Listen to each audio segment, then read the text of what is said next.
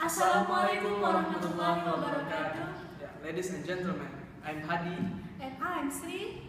and we are from Mathematics Education, Padang of University. Nah, pada kesempatan kali ini kita akan menjelaskan konsep of algorithm, flowchart, and then to convert them to C program.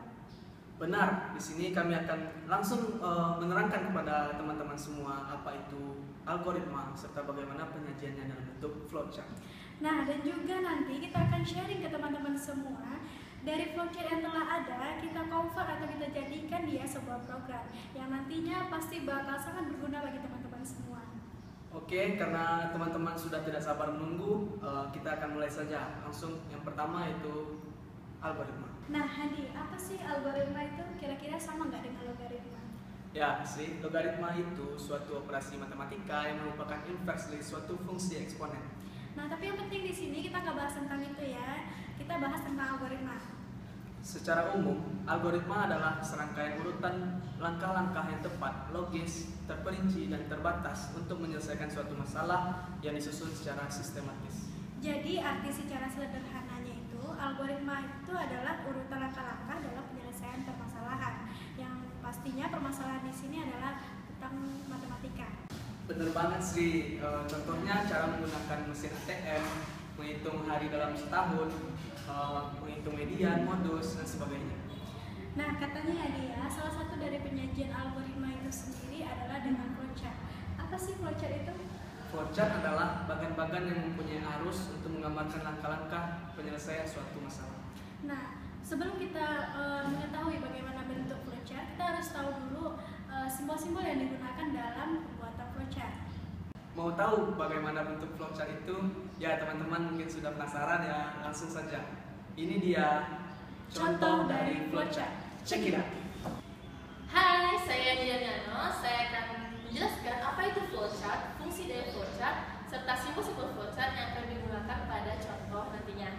Flowchart di sini juga dapat diartikan sebagai penggambaran secara grafis dari urutan-urutan atau langkah-langkah prosedur dari suatu program. Fungsi flowchart itu sendiri yaitu untuk menggambarkan proses-proses produksi sehingga mudah dipahami dan mudah dilihat dari proses-proses nantinya.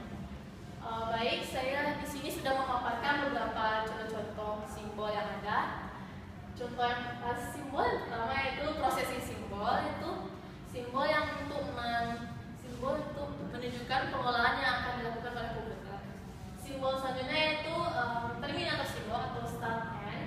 Di sini itu simbol untuk menyatakan permulaan atau akhir dari suatu kegiatan. Simbol selanjutnya yaitu arrows atau flow direction simbol. Itu simbol untuk menghubungkan dari satu simbol ke simbol lain. Simbol selanjutnya yaitu decision simbol. Di sini simbol untuk pemilihan proses berdasarkan kondisi yang ada. Selanjutnya input atau output simbol, yaitu simbol yang untuk menyatakan proses dari input atau output tanpa tergantung dengan jenis peralatannya. Selanjutnya contoh flowchart yang akan dijelaskan oleh rekan saya Yudri Zairawati. Terima kasih kepada rekan saya Nidia Melano. Baiklah, saya Yudri Zairawati akan menjelaskan contoh flowchart. Yang pertama, contoh flowchart dalam matematika yaitu menentukan posisi suatu sudut, apakah sudut tersebut terletak dalam kuadran 1, kuadran 2, 3, atau 4. Nah, langkah yang pertama yaitu start. Dimana start ini kita buat dalam simbol terminator. Selanjutnya, menginputkan suatu bilangan dalam satu derajat, yaitu dalam simbol input atau output, dan dimisahkan bilangan tersebut dengan S derajat. Selanjutnya yaitu S tadi yang telah diinputkan tadi diproses, A derajat sama dengan S mod 360 derajat, dan setiap langkah ini dihubungkan dengan tanda panah. Selanjutnya, setelah kita dapatkan A derajat dari proses yang tadi, kita lihat syarat yang pertama, apakah A tersebut besar sama dengan 0 derajat dan kecil sama dengan 90 derajat.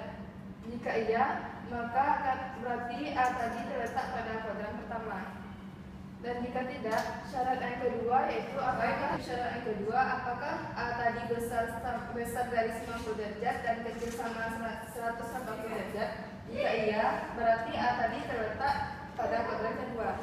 Jika tidak, syarat yang ketiga harus kita lihat, yaitu apakah A terletak dari 180 derajat dan kecil sama 270 derajat. Jika iya, berarti posisi suatu sudut A terletak dalam kuadran ketiga, dan jika tidak, terletak pada kuadran keempat. Dan setelah didapatkan posisi suatu A, apakah dia berada pada kuadran pertama, 2, 3, atau 4, maka proses flowchart ini akan berhenti dan stop terletak pada simbol terminator. Nah, kita akan masuk contoh kedua, yaitu dalam kehidupan sehari-hari. Kita akan menentukan apakah seseorang masuk ke kategori ganteng ataupun tidak ganteng dengan syarat warna rambutnya hitam, warna bola matanya coklat, hidung mancung, kulit putih, dan bersih pipi. Nah, di flowchart ini akan dijelaskan langkah-langkahnya. Yang pertama yaitu start, yaitu diletakkan di terminator simbol. Kemudian kita akan menginputkan warna rambutnya, warna bola mata, hidung, warna kulit, dan pipi. Nah, selanjutnya kita lihat syarat yang pertama yaitu rambut hitam. Apakah dia punya rambut hitam? Jika tidak, maka orang tersebut masuk ke kategori tidak ganteng. Dan jika dia mempunyai rambut hitam, maka harus kita lihat syarat yang kedua, yaitu apakah dia mempunyai bola matanya coklat. Jika tidak, maka orang tersebut masuk ke kategori tidak ganteng. Dan jika dia mempunyai bola mata coklat, maka harus kita lihat syarat yang ketiga, apakah dia mempunyai hidung mancung. Jika tidak, maka dia masuk ke kategori tidak ganteng. Dan jika dia mempunyai hidung mancung, maka harus kita lihat syarat yang keempat, yaitu berkulit putih.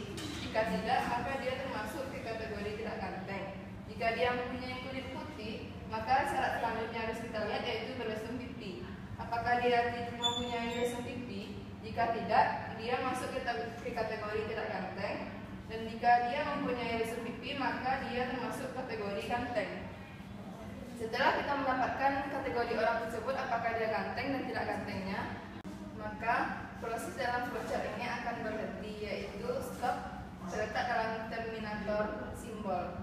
Dan sekianlah contoh flowchart dari saya. Semoga bermanfaat bagi teman-teman semua. Wow, itu dia tadi algoritma yang disajikan dalam bentuk flowchart. Ternyata nggak sesulit apa yang kita bayangkan ya dia. Iya, yang penting kita harus mengerti simbol-simbolnya. Selain itu, kita juga harus tahu inputnya apa, outputnya apa, dan bagaimana prosesnya. Nah, kita kan sudah lihat penyajian algoritma dalam bentuk flowchart. Kira-kira bagaimana sih kalau disajikan dalam bentuk program? Oke, untuk selanjutnya kita langsung saja melihat how to convert them to C program. Untuk mengconvert itu, kita bisa menggunakan aplikasi seperti Turbo Pascal, Free Pascal, atau lain-lainnya. Ya, pada saat ini kita menggunakan Free Pascal. Oke, ini dia Free Pascal. Baiklah, setelah dijelaskan tadi tentang penyajian algoritma melalui flowchart, selanjutnya akan dijelaskan tentang penyajian algoritma melalui program. Di sini kami menggunakan aplikasi Free Pascal. Aplikasinya seperti ini. Melalui Free Pascal ini kita dapat membuat suatu program. Namun sebelum kita membuat programnya, kita harus mengubah direktorinya dengan memilih menu file, kemudian pilih change directory. Lalu kita dapat menentukan tempat penyimpanannya sesuai dengan kita inginkan, seperti contoh ini. Oke, setelah itu oke. Selanjutnya kita masuk ke lembar kerjanya. Kita dapat memilih lembar kerjanya dengan pilih menu file lagi dan pilih new. Nah, sudah muncul lembar kerjanya. Lalu kita di sini akan membuat program. Langkah awalnya itu dengan membuat programnya atau membuat judul programnya seperti ini. Program di sini kita akan mengambil dari contoh flowchart yang sebelumnya, itu contoh flowchart dari menentukan kuadran suatu sudut. Kita akan memberi judul programnya kuadran.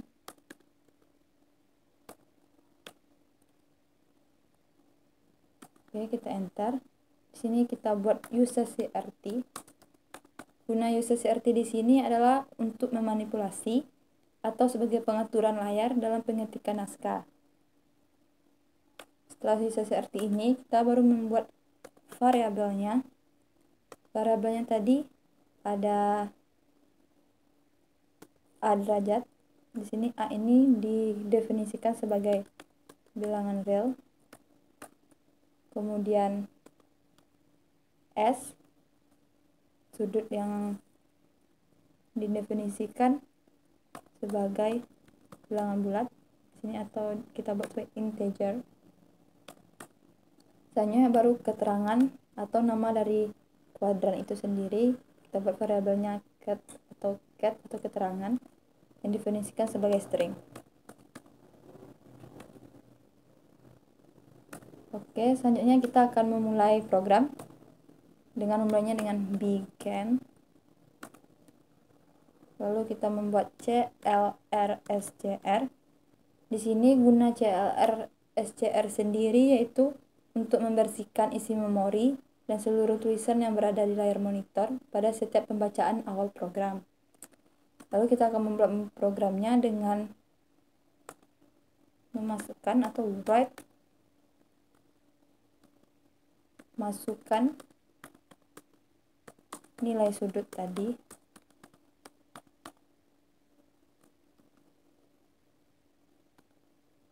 Ini kita harus menggunakan tanda petik dengan read line-nya terhadap S. Kemudian untuk mendapatkan A, di sini baru terletak proses seperti yang dijelaskan pada flowchart tadi. Rumusnya yaitu A itu sendiri sama dengan S mod 360.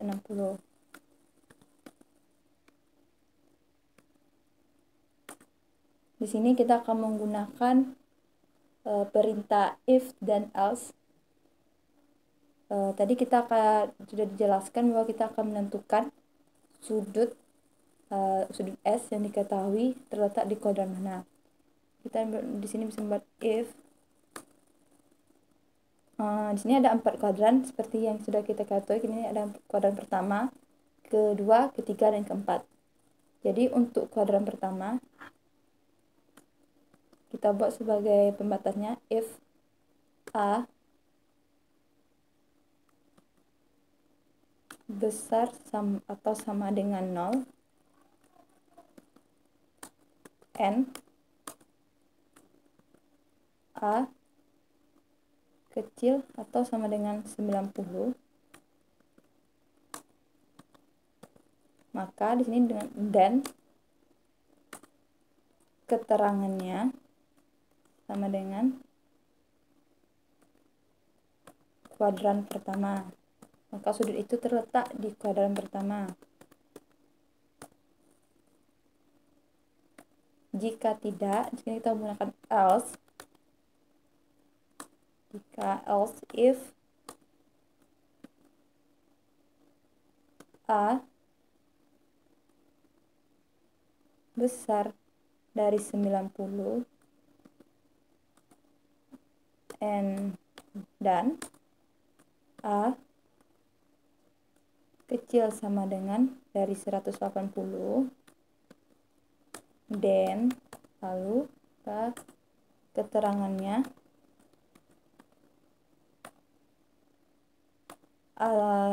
sudut tersebut terletak pada kuadran kedua.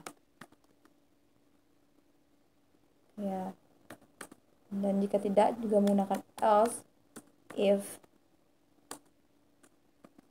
A besar 180 and A kecil sama dengan 270, dan keterangannya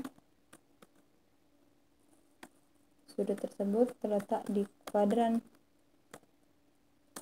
ketiga. Jika tidak juga, otomatis kita juga menggunakan else di sini. Keterangannya sudut tersebut terletak di kuadran keempat.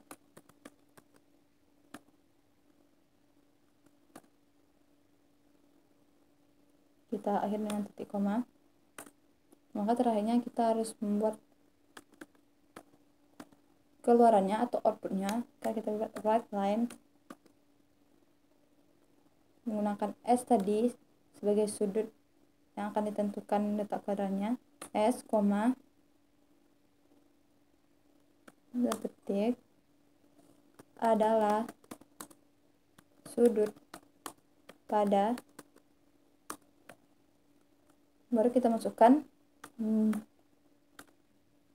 nilai dari kuadran, nilai maksudnya nilai letak kuadran tadi, kuadran di manakah dia terletak, di kuadran pertama, kedua, ketiga, atau keempat. Baru kita read line semuanya. Maka inilah ending dari program kita tulis n titik. Oke, kita akan coba compile program ini. Oke, kita akan tentukan nama dari program ini, itu kuadran.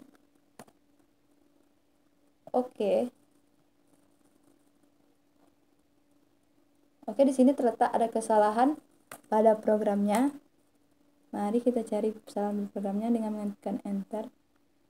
Di sini dapat kita lihat bahwa seharusnya pada keterangan ini harus ada sama dengan. Coba sama dengan. Oke. Setelah itu kita compile lagi. Oke, sudah sukses. Maka kita akan coba run program ini. Oke, kita masukkan nilai sudutnya. Seperti kita masukkan 275. Nah, di sini sudah terlihat 275 adalah sudut pada kuadran keempat. Maka itu benar. Dan kini kita akan mencoba mempercantik program itu sendiri. Dengan cara di sini kita bisa nambahkan, untuk memasukkan nilai sudutnya kita bisa nambahkan sama dengan juga, kita spasikan. Nah, di sini saya akan mengusahakan untuk mempercantik program ini dengan membuat nama saya di sini dengan go to XY. Ini untuk memindahkan letak kolom dan barisnya.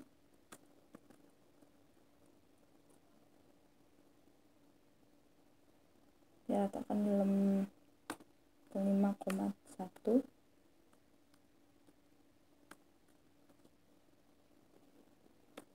Dengan saya write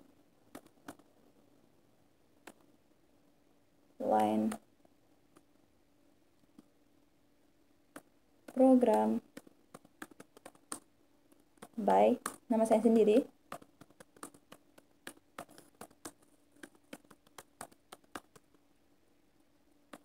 Oke, jadi mengubah letak kolomnya juga, kolom dan barisnya.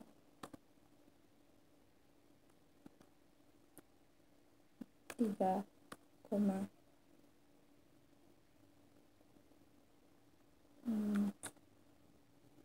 4,3.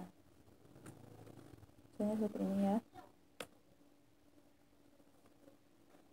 Lalu di sini coba di mananya juga ya. Silakan di sini juga go to XY.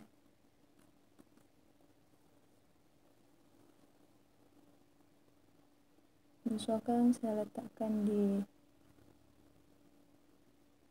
6,3 juga.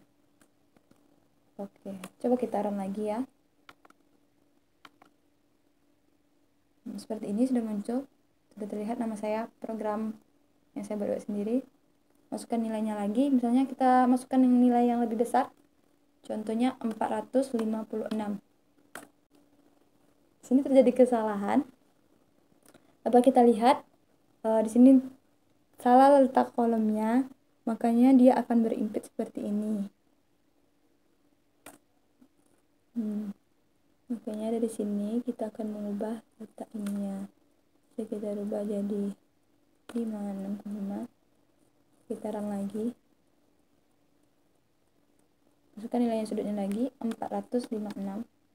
Nah, sekarang sudah muncul 456 adalah sudut pada kuadran kedua. Maka di sini sudah diprosesnya. Sudah diproses program tersebut. Ya, coba dengan ubah ininya. Yang juga kita 4 pada kelompok 4. Tekankan lagi. Kita akan menyesuaikan bentuk programnya lebih baik atau lebih bagus. Ya, seperti ini. Seperti ini programnya sudah bagus. Nah, ini ending dari program kita. Seperti inilah contoh dari program yang pertama.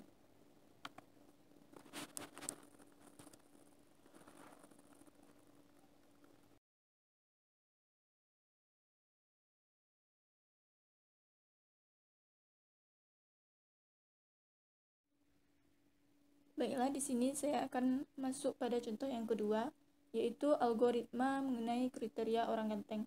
Sebelumnya kita buka lembar kerja baru, tentukan tempat penyimpanan.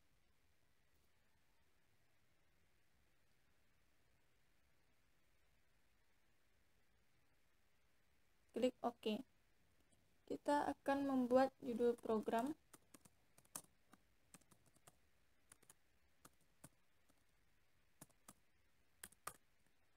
Kemudian uses CRT dan variabel. Di sini kita bisa menggunakan variabel, misalkan WR untuk warna rambut, WM untuk warna bola mata, WK untuk warna kulit, HD untuk hidung, dan PP untuk lesung pipi. Karena semuanya merupakan kata, kita menggunakan string. Kemudian kita mulai program dengan mengetik begin, kemudian CLRSCR. Nah, di sini saya akan menuliskan nama saya.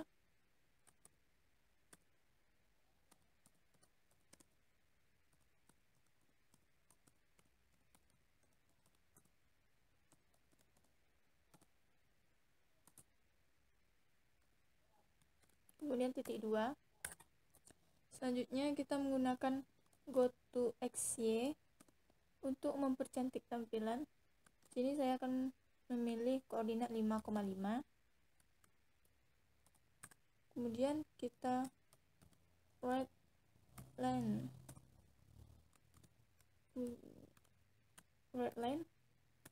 kriteria orang ganteng. Kriteria 2. Selanjutnya go to xy. Sini saya akan masukkan koordinat 8,8. Right. Yang pertama yaitu kriteria warna rambut.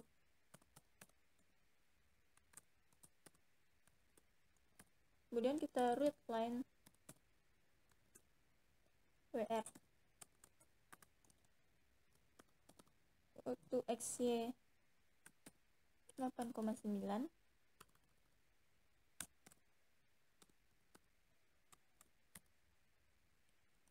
Right 2 yaitu kriteria warna bola mata.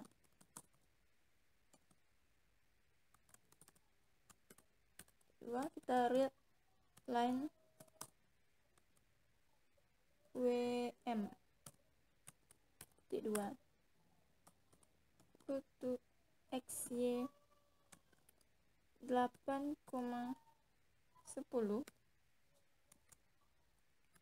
Right. Yang ketiga yaitu kriteria warna kulit.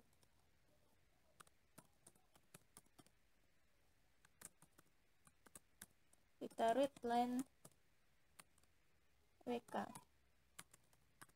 Selanjutnya go to XY 8,11.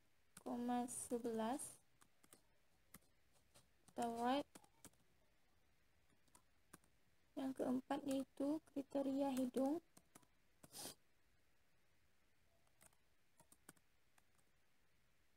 kita read line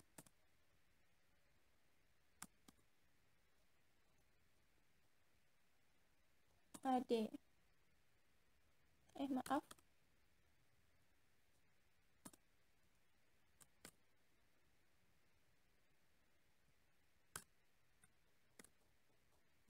Ini titik 2. Selanjutnya go to XY 8,12. Kita write kriteria yang kelima, yaitu lesung pipi.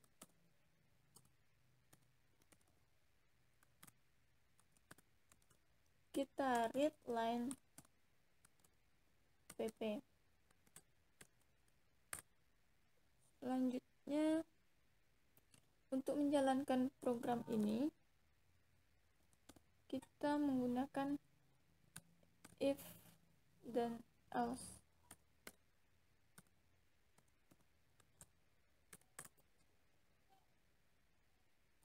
If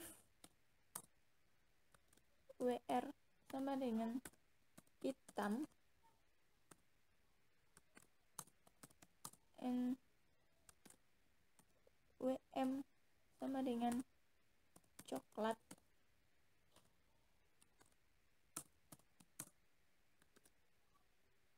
WK sama dengan putih,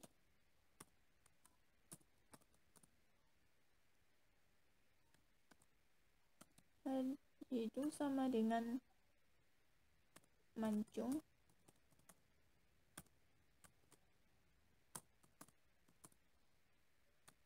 PP sama dengan ya, dan kita write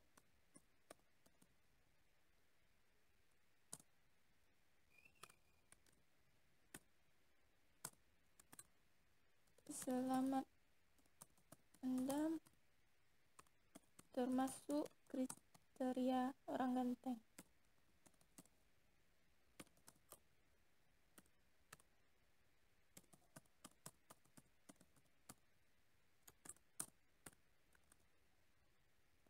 Kemudian jika else, kita write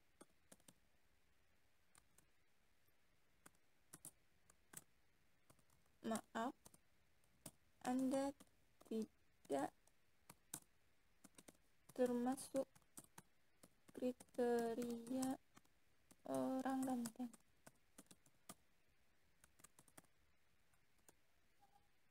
Kemudian titik 2, selanjutnya kita ketik read line. Kemudian untuk mengakhiri program kita ketik end titik. Kemudian kita compile, kita bikin program orang ganteng. Oke, karena sudah berhasil, karena sudah sukses, kita run. Kita inputkan warna rambut sesuai kriteria orang ganteng, itu hitam, mata coklat, kulit putih, hidung mancung, lesung pipi. Ya, maka outputnya selamat Anda termasuk kriteria orang ganteng. Selanjutnya kita coba masukkan warna rambutnya coklat, warna bola mata biru, warna kulit putih, hidung mancung, lesung pipi tidak. Maka ini outputnya akan keluar, maaf Anda tidak termasuk kriteria orang ganteng. Nah, inilah program yang kita bikin, yaitu program mengenai kriteria orang ganteng. Sekian contoh dari kami. Oke, itu dia cara membuat program dengan suatu algoritma yang kita terlebih dahulu harus paham tentang flowchart. Ya, benar sekali.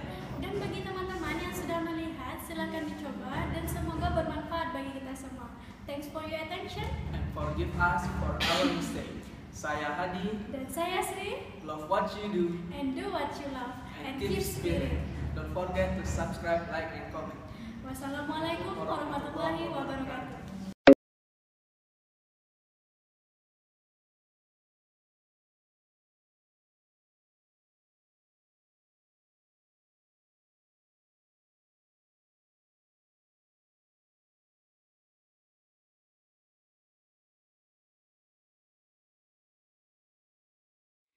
Warahmatullahi wabarakatuh. Ladies and gentlemen, algoritma adalah serangkaian urutan langkah-langkah.